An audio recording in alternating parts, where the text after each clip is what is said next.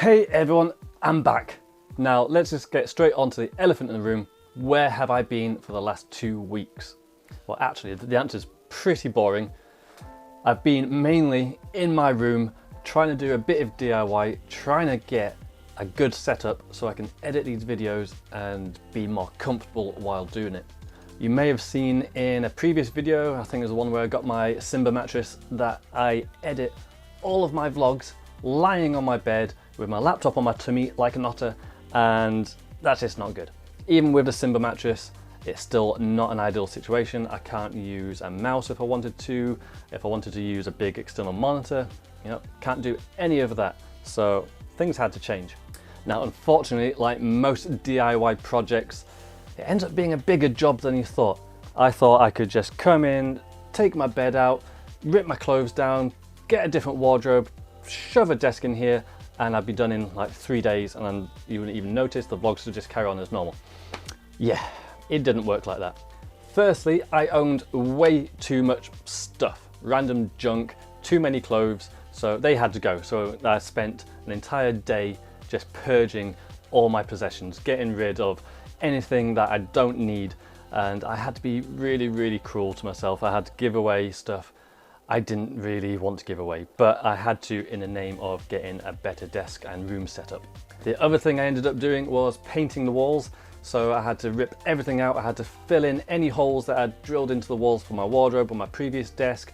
I had to then rip up the carpet, make sure I didn't get any stains on that. And that's when I found out I had a lot of damp. So once I found I had damp, I then had to find out where the cause was. There ended up being some guttering up on the roof which needed replacing, so that was an extra job to do. Then I had to dry the damp once I'd fixed the leak. That took a while. The carpet I had was ruined because of the damp, which was mainly underneath my wardrobe, which I never even saw. So I had to get a new carpet, and it was just one thing after another. But, the good news is it is all done. Well, mostly. I'm going to show you my room in a second. There's still a couple of little things that need to be done just to make it perfect, but frankly, I don't have enough money to do that just yet. So next year, I think this is going to be the best setup for editing that I could possibly get in this room. So yeah, let's show you around. Okay, well, obviously the last clip was filmed in the room, but let's start outside. Let's go through the keyhole. No, well, I don't even have a keyhole. Let's just go through the door, shall we? Ooh, here we go. This is, well, it's not my new room, it's my new setup. What do you reckon? Could really do with a wider angle lens because this is still a fairly small room, but I'm going to try my best to show you what I've done to try and make it into a bigger room. You know what, first things first, I'm going to start with the bed, because the bed is one that opens up, forgotten what that style's called, and it has storage underneath, but it only had about 8 inches of height that you could put stuff under there. So I thought I could raise it up, get an extra 10 inches of space, and then I can store a lot of my bulkier items underneath the bed. And I'm pleased to say my plan worked faultlessly. I'm actually really chuffed with this. Let's take a look. Well, obviously here is my bed. That is the base. That was the original bed, and I've added these bits here. Now this is a base that goes all the way around the outside and back again. And I actually added a cubby hole here just so I can put all my shoes so they don't take up any floor space here. And then underneath the bed, you can see I've added a whole bunch of storage. So anything bulky, I've got a guitar amp, 2 guitars there. I've got spare clothes overflow. I've got all my bedding and stuff, extra random stuff. Anything that I kind of want to keep but it's bulky goes under there. When making this base, I thought, I just add a touch of class with the excess carpet that I got when recarpeting this room. I thought I'd just add a bit onto this. And it's not at all to hide all the mistakes and shoddy workmanship that is involved when I made that. Not at all. Now the hard thing was trying to figure out how to get a desk in here, mainly because that corner over there is a 75-degree corner. It's not a 90-degree corner. This room is a weird shape, and I just couldn't buy an off-the-shelf desk and have it fit. I had to modify either one that I bought or design one myself and try and build it to fit this room. The latter is what I did, and I'm actually pretty pleased with how it came out. So I'm just going to show you a few details of it and explain why this is going to be so much easier and nicer for me to edit on. Well, I guess firstly, and it's not technically a desk, is this guy. I got myself an office chair. I can actually sit down and have some back support. I can have arm support. I can recline back. This is a human state. I can't remember the model name or even make, but it was refurbished off eBay and it is super comfy. That is going to make such a difference, being able to sit down rather than lying down on the bed. So that is excellent. The next obvious thing is I have a desk. I have a place for my laptop. I have a place for a mouse. I have a place for any other type of peripherals I want to add to this. So having somewhere where, like, even just for me using a mouse, I haven't been able to use a mouse properly for the last since I've started vlogging, I've not used a mouse. I've just been on the touchpad. And I know a lot of editors don't use a mouse, but for me, I quite like it for now. Maybe in the future I'll get something else, but so far, oh, that is so good. I also now have drawers dedicated to stationery and things that I might need. I've got one here for just paperwork, so bank stuff. I've got one here which is all my small cameras can fit in there. I've got all my batteries can go in there, spare cables, other cables in the other one. And then I've got bigger camera accessories, just like plug adapters, cables, mics, stuff like that. And then the bottom one, even bigger accessories. So these are all like spare lenses. I've got tripods, all kinds of stuff. I can just have a place for these rather than just, you know, scattered about the place.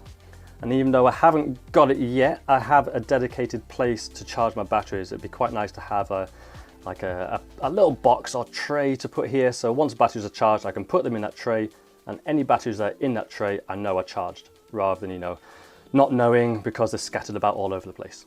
And I've also got this guy so that I can have a monitor and I can be sitting and it's actually at a decent height. I don't have to strain my neck, but yeah, there is a monitor missing here. That is something I'm gonna get once I've got a bit more money, because I pretty much just spent it all on this, plus one other thing which I'll show you soon. And the advantage of this riser is I've now got space for lots of little stuff. That's my wheel building drawer, all kinds of stuff I can keep in those, which is pretty handy. Of course, I've now got a space for all my games and DVDs. These were all previously underneath my bed, so it's actually pretty cool to have a space for all that stuff now as well. I've also got space for all my books, which is cool. I'm not the biggest reader in the world, so yeah, have a look there. That's the type of stuff I've been reading. And my little tiny arcade bike, that thing is awesome. I love that. My little cat that my mum painted for me, you know, keep hold of him. And then above that, got the tiny Ali guy, got him as a present in the Philippines. He's awesome, I love him. That sounds a bit weird. And just a few random boxes for extra overflow of camera spare stuff. Now back to the desk. When I made this guy, I kind of figured clothing and stuff could go there, but then I ended up with a random space on top. So I actually ended up buying another desk, cutting it a sliver down there, and I'm actually really pleased with that. That thing is awesome. It's just a bit of an extra space to add stuff, and yeah, it's not vital, but I'm really pleased I've got that now. And then this thing, if you haven't got a whiteboard, these things are awesome. I actually haven't got a whiteboard marker yet, but I've got some on the way, and then I can doodle all my ideas on here. Any planned events coming up, I can get those added.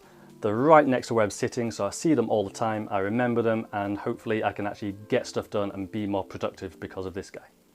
Now the only kind of bad thing about this setup is these are quite slim chest of drawers. There's actually not as much clothing space as I had before.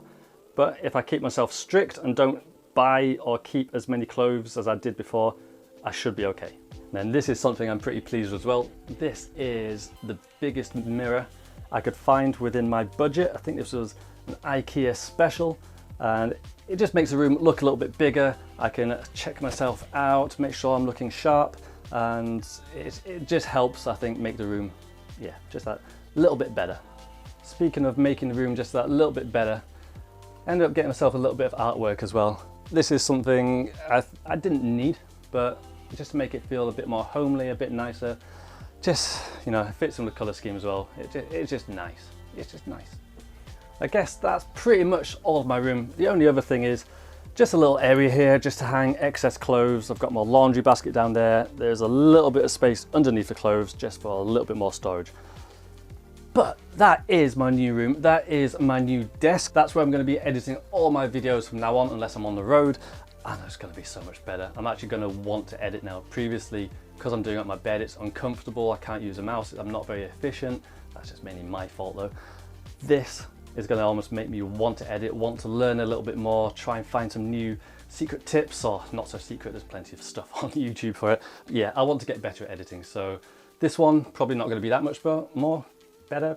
If we can, yeah, that's not even proper English, but in the future, I'm hoping I can learn. So stick with the channel and hopefully the production quality will get just a little bit better. So yeah, that is my room setup. There is actually one more thing I want to show you, because if you've been following me on my Instagram, not only would you have seen some of my plights trying to make this room work, you'd also have noticed my van, not the motorhome, my personal van, has not been very well. And I've got some big news, but we need to go outside and have a look. So yeah, if you're not been following my Instagram, my van, it was a Renault Traffic, and I actually got it off Danny. It was Danny's old van, and it was a great van. You know, it was so practical, being able to put the bikes in the back, but the electronics were pretty crap, and the injectors, yeah, the injectors broke. So it could be fixed. It was a great little van, but I couldn't justify the cost of fixing it, so it pretty much went for scrap. Although I did find someone who wanted a van, who was willing to put the work in, and he had a car that he would knock some price on, some money off even. So got this guy. What do you reckon? So yeah, I got a car.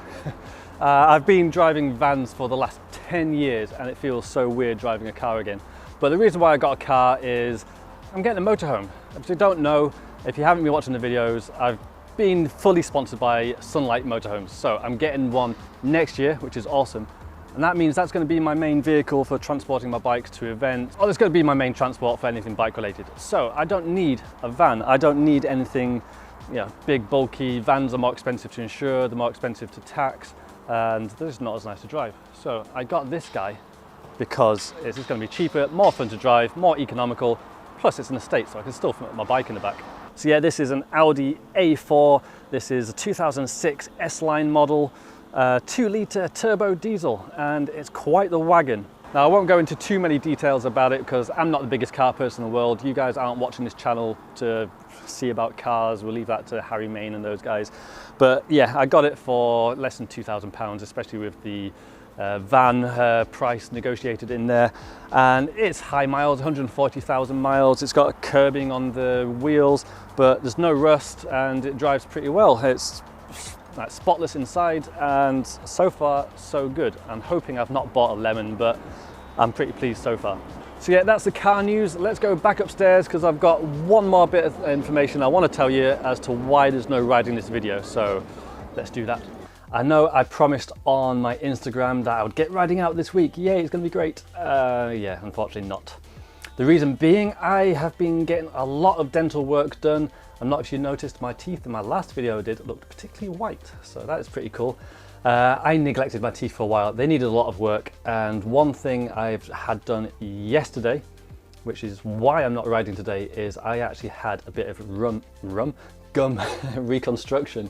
I had a skin graft. I had a great big, it's actually way bigger than I thought it was going to be, bit of skin taken off the roof of my mouth, folded over, put underneath. Yeah, it was horrible. Well, the procedure was fine, but it feels horrible now. I've got about 15 stitches in my mouth. I've been told not to exert myself because when they're doing the cutting, they hit a little artery or something, and there's bleeding excessively. And they said if I go out and exert myself, I could, you know, get the bleeding back again, or I could damage the stitching. And yeah, I've had a medical procedure. I probably shouldn't be riding my bike and doing big stunts.